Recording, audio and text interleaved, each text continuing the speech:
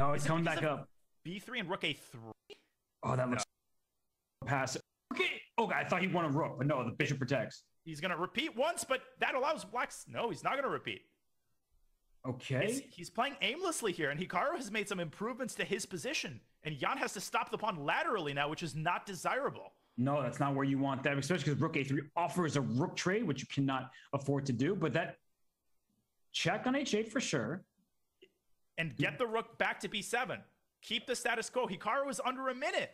Yeah, bring that rook. Oh, E6 check is mighty tempting. And I think Jan's going to do it. E6 is the best opportunity to push this pawn. He's at all endgame long. And where's that black king going to go after E6? I think E6 wins the game. He goes rook B. Oh. He goes more conservative. Well, the problem for black is B3 never works because you can't push that pawn any further, and the white pawn is going up the board. So what is Hikaru going to do? It's 45 seconds. He goes rook A1. But now it's E6 time. The flag should be pretty easy. You just avoid a 3-time repetition, put the rook on B5. Yeah, put the rook on B5 right now. And maybe even push C5. The C pawn. And the bishop will stop the B pawn from D5 as well. So rook takes B4. There's rook F1. Or is it? No, there's no. Rook F1's king E4. Hikaru's still down a minute. He's down to 36. He's spending 10 seconds a move. And king E4 now? This should be an easy flag for Jan. No, maybe king E4, bishop C3, and somehow Hikaru's staying in the game. But I would push the C pawn at that point and just, again, keep the status quo. Every move, Hikaru has to take at least 5 seconds. This is unsustainable. No, this is down to 28 seconds. Oh, there's just no way. He's got no time. King F7, rook F... And back to king E8. King E8. But is king E8 just winning? I think it is. Yeah, then E7.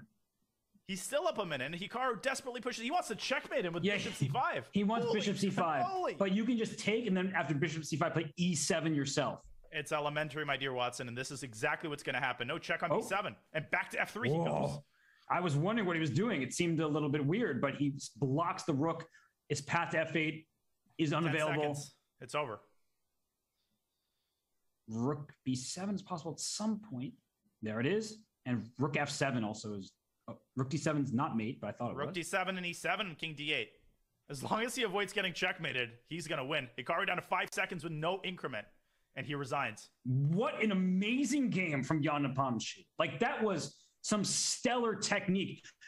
Done it. We can't forget that Hikaru narrowed the gap on the clock. It was almost even on time. And Jan amped up the pressure and wins this game. So Hikaru Nakamura is not eliminated. He goes to the loser's bracket. But Danya,